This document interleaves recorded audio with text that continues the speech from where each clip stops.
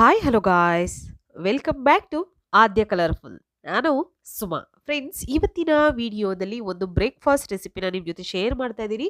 ಈ ಒಂದು ರೆಸಿಪಿ ಮಾಡೋದಕ್ಕೆ ಮೊದಲನೇದಾಗಿ ಅಕ್ಕಿ, ಉದ್ದಿನ ಬೇಳೆ ಇಲ್ಲದೆ ಮಂಡಕ್ಕಿಯಿಂದ ಗರಿಗರಿಯಾದ ಮಸಾಲೆ ದೋಸೆನ ಖಂಡಿತವಾಗ್ಲೂ ತಯಾರಿಸ್ಬೋದು. ತುಂಬಾ ಈಸಿಯಾಗಿ ರುಚಿಯಾಗಿರುವಂತಹ ಒಂದು ದೋಸೆ ರೆಸಿಪಿನ ನಿಮ್ಮ ಜೊತೆ ಶೇರ್ ಮಾಡ್ತಾ ಇದ್ದೀನಿ. ಈ ದೋಸೆ ಮಾಡೋದಕ್ಕೆ ಮೊದಲನೇದಾಗಿ ಒಂದು ಬೌಲಿಗೆ 2 ಕಪ್ ಆಗುವಷ್ಟು ನಾನು ಮಂಡಕ್ಕಿನ ತಗೊಳ್ತಾ ಇದ್ದೀನಿ. ನಾವು ಈ ಕಡೆ ಎಲ್ಲ ಹೇಳ್ತೀವಲ್ಲ ಕಡಲೆ ಪುರಿನ, ಸೊ ಆ ಪುರಿನ ಉಪಯೋಗಿಸ್ತಾ ಇದ್ದೀನಿ.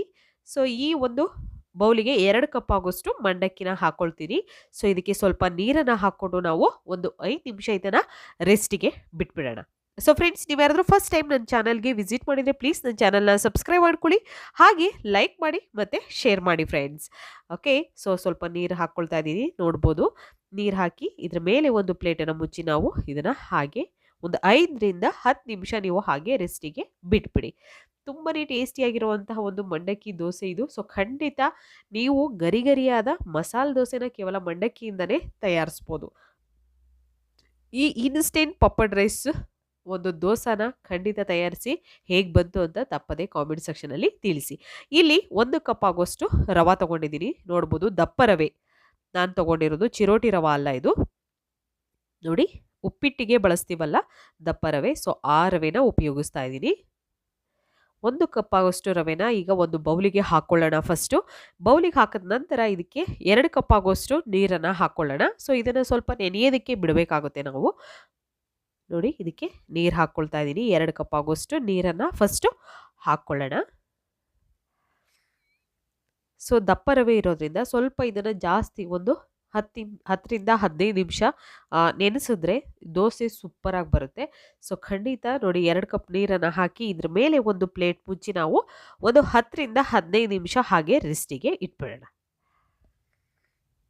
10 ನಿಮಿಷ ಆದ ನಂತರ ನಾನು ಮಂಡಕ್ಕಿನ ತೋರಿಸ್ತಾ ಇದ್ದೀನಿ. ನೋಡ್ಬೋದು, ಎಲ್ಲ ಚೆನ್ನಾಗಿ ನೆಂದಿದೆ. ಸೊ ನೆಂದಿರೋಂತಹ ಮಂಡಕ್ಕಿನ ಒಂದು ಸೈಡ್ ತೆಗೆದಿಟ್ಕೊಂಡು ನೀರನ್ನೆಲ್ಲ ನಾವು ಸೋಸ್ಕೊಳ್ಳೋಣ ಫಸ್ಟು. ನಂತರ ಇಲ್ಲಿ ರವೆ ಕೂಡ ತೋರಿಸ್ತಾ ಇದ್ದೀನಿ. 15 ನಿಮಿಷ ಆಗಿದೆ. ನೋಡಿ, ತುಂಬಾ ಚೆನ್ನಾಗಿ ರವೆ ಎಲ್ಲ ನೀಟಾಗಿ ನೆಂದಿದೆ. ಸೊ ಈಗ ಒಂದು ಮಿಕ್ಸಿ ಜಾರಿಗೆ ನಾವು ನೆನೆಸಿರೋಂತಹ ಮಂಡಕ್ಕಿನ ಹಾಕ್ಕೊಳ್ತಾ ಇದ್ದೀನಿ. ನೋಡಿ, ಈ ರೀತಿಯಾಗಿ ನಾವು ನೆನೆಸಿರೋಂತಹ ಒಂದು ಪುರಿನ ಹಾಕ್ಕೊಂಡ ನಂತರ ಇದಕ್ಕೆ ನಾವು ನೆನೆಸಿರೋಂತಹ ರವೆ ಇದೆಯಲ್ಲ, ಆ ರವೆಯಲ್ಲಿರುವಂತಹ ನೀರನ್ನು ಸ್ವಲ್ಪ ನಾವು ಸೋಸಿ ನಂತರ ಇದನ್ನು ಹಾಕ್ಕೊಳ್ಬೇಕು. ನೋಡ್ಬೋದು ನೀವು, ಈ ಥರ ಚೆನ್ನಾಗಿ ಒಂದು 10ರಿಂದ 15 ನಿಮಿಷ ನೆಂದರೆ ತುಂಬಾ ಸಾಫ್ಟ್ ಆಗಿರುತ್ತೆ ರವೆ. ಸೊ ಆಗ ನೀವು ಈ ಒಂದು ದೋಸೆನ ಮಾಡಿದ್ರೆ ಖಂಡಿತ ತುಂಬಾ ಗರಿಗರಿಯಾಗಿ ಟೇಸ್ಟಿಯಾಗಿ ಕೂಡ ಬರುತ್ತೆ ಅಂತ ಹೇಳ್ಬೋದು. ಸೊ ನೋಡ್ಬೋದು, ಈಗ ಒಂದು ಮಿಕ್ಸಿ ಜಾರ್ಗೆ ಹಾಕ್ಕೊಂಡಿದ್ದೀನಿ. ನಂತರ ಇದಕ್ಕೆ ಒಂದು 3ರಿಂದ 4 ಟೇಬಲ್ ಸ್ಪೂನ್ ಅಂದರೆ ಒಂದು ಅರ್ಧ ಕಪ್ ಆಗೋಷ್ಟು ಮೊಸರು ತೊಗೊಳ್ತಾ ಇದ್ದೀನಿ ಇಲ್ಲಿ. ಸೊ ಗಟ್ಟಿ ಮೊಸರಿದೆ, ಗಟ್ಟಿ ಮೊಸರನ್ನ ಉಪಯೋಗಿಸ್ಬೋದು. ನಂತರ ಫಸ್ಟ್ ಇಲ್ಲಿ ನಾನು ಗೋಧಿ ಹಿಟ್ಟನ್ನು ಹಾಕ್ಕೊಳ್ಳೋಣ. ನಾವು ಇಲ್ಲಿ ಒಂದು 2 ಟೇಬಲ್ ಸ್ಪೂನ್ ಆಗೋಷ್ಟು ಗೋಧಿ ಹಿಟ್ಟನ್ನು ಹಾಕ್ಕೊಳ್ತಾ ಇದ್ದೀನಿ. ನಾವು ಚಪಾತಿಗೆ ಉಪಯೋಗಿಸ್ತೀವಲ್ಲ ಅದೇ ಹಿಟ್ಟನ್ನು ಉಪಯೋಗಿಸ್ತಾ ಇರೋದು. 2 ಟೇಬಲ್ ಸ್ಪೂನ್ ಆಗುವಷ್ಟು ಅಷ್ಟೇ, ಜಾಸ್ತಿ ತೊಗೊಳ್ತಾ ಇಲ್ಲ. ನಂತರ ಇಲ್ಲಿ ಮೊಸರು ಹಾಕ್ಕೊಳ್ಳೋಣ.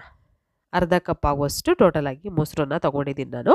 ಸೊ ಇಷ್ಟನ್ನು ಹಾಕಿದ ನಂತರ ನಾವು ನೀರೇನು ಬೇಕಾಗೋದಿಲ್ಲ. ಅಕಸ್ಮಾತ್ ಬೇಕು ಅಂದರೆ ನೀರನ್ನು ಹಾಕಿ ನೀವು ಗ್ರೈಂಡ್ ಮಾಡ್ಕೊಳ್ಳಿ.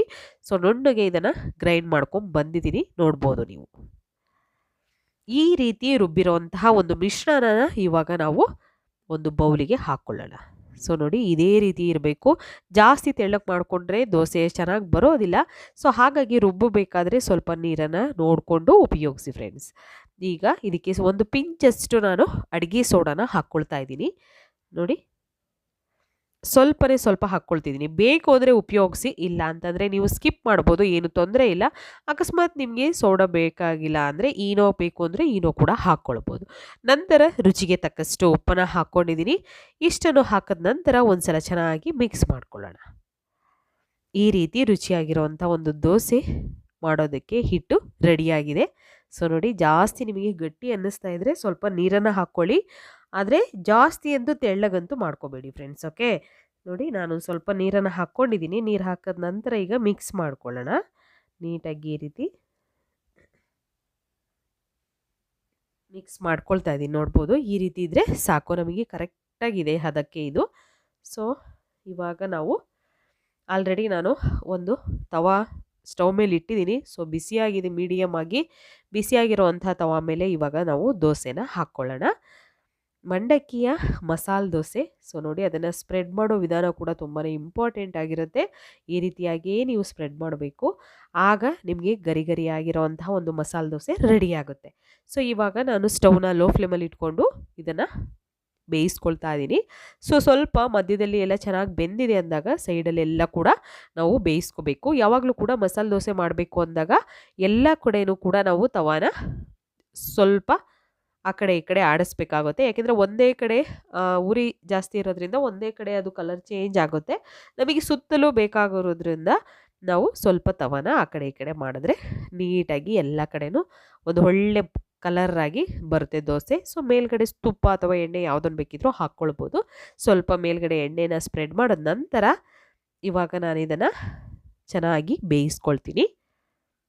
ಸೊ ಸ್ಟವ್ನ ಆದಷ್ಟು ಲೋ ಫ್ಲೇಮಲ್ಲಿ ಇಟ್ಕೊಂಡೇ ನೀವು ಬೇಯಿಸ್ಕೊಳ್ಳಿ. ನೋಡಿ, ಈ ರೀತಿಯಾಗಿ ಎಷ್ಟು ನೀಟಾಗಿ ದೋಸೆ ಬರ್ತಾ ಇದೆ ನೋಡ್ಬೋದು ನೀವು. ಯಾವುದೇ ರೀತಿ ತೊಂದರೆನೇ ಇಲ್ಲ. ಮಸಾಲೆ ದೋಸೆ, ಮಂಡಕ್ಕಿಯಿಂದ ಮಾಡುವಂತಹ ಒಂದು ಮಸಾಲೆ ದೋಸೆ. ಸೊ ನೋಡಿ, ಆಗಿದೆ. ಇವಾಗ ಇದನ್ನು ಒಂದು ತಟ್ಟೆಗೆ ಸರ್ವ್ ಮಾಡ್ಕೊಳ್ಳೋಣ. ಸೊ ಇನ್ನೊಂದು ದೋಸೆ ಹಾಕುವಂಥ ವಿಧಾನ ಕೂಡ ನಾನು ತಿಳಿಸ್ಕೊಡ್ತೀನಿ.